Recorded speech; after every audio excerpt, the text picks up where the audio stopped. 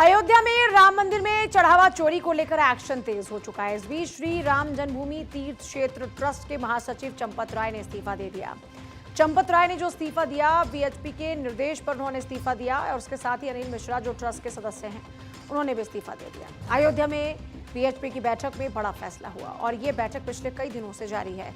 चंपत राय के इस्तीफे पर वीएचपी के संयुक्त महासचिव सुरेंद्र जैन ने कहा कि चंपत राय ने किसी दबाव में इस्तीफा नहीं दिया। चंपत राय ने शुचिता का पालन किया और एसआईटी के सामने पूरी पारदर्शिता के साथ सभी दस्तावेज और रिकॉर्ड्स उपलब्ध कराए। जांच से जुड़ी सभी जिम्मेदारियां पूरी होने के बाद उन्होंने अपना पद छोड़ दिया। प्रभु श्री राम के मंदिर में आने वाले चढ़ावे में जब हेर फेर का मामला सामने आया तो सरकार ने जांच के आदेश दिए।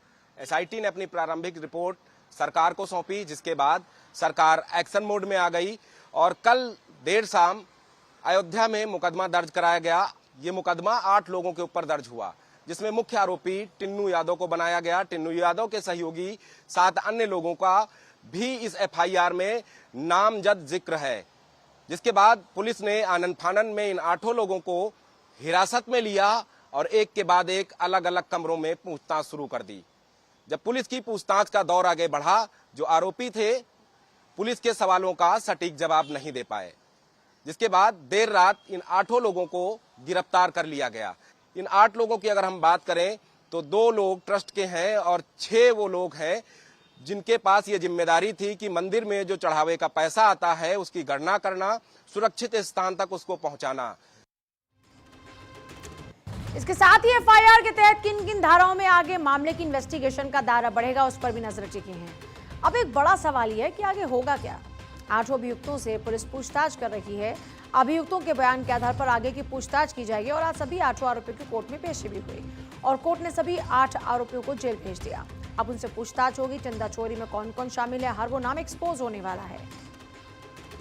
श्री राम जन्मभूमि जो मंदिर है अयोध्या में, वहाँ पर स्थित जो दान पात्र था उसमें श्रद्धालुओं द्वारा जो है उसमें जो धन दिया गया है, जो इसके पैसे दिए गए, आभूषण दिए गए हैं, उसमें जो ट्रस्ट के कर्मी थे उनके द्वारा उसका गमन किया गया, चोरी किया गया है और उसका जो भ्रष्टाचार किया गया है। उसी के सिलसिले में गिरफ्तारी की गई है 8 एकिस्टों की और उनका जो है रिमांड आज कराया गया है मंडे तक के लिए।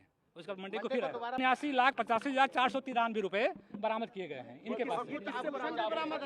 उसमें केवल एक को छोड़कर सुभाष के पास से बरामद नहीं है, वो षड्यंत्र में शामिल थे। बाकी सबके पास से अलग अलग अमाउंट बरामद हुए हैं। टोटल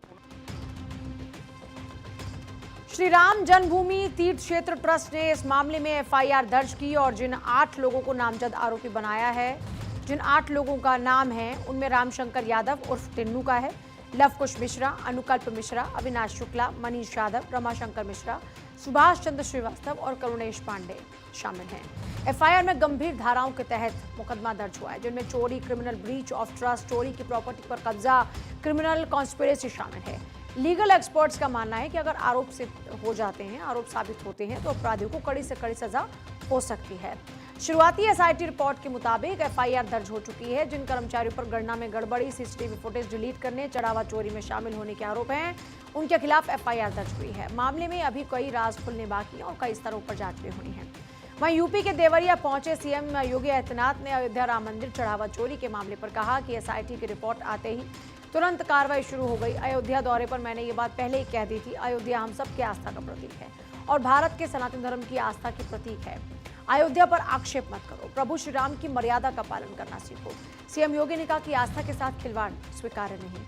सनातन आस्था के साथ जो भी खिलवाड़ करेगा उसका भुक्तभोगी वो होगा।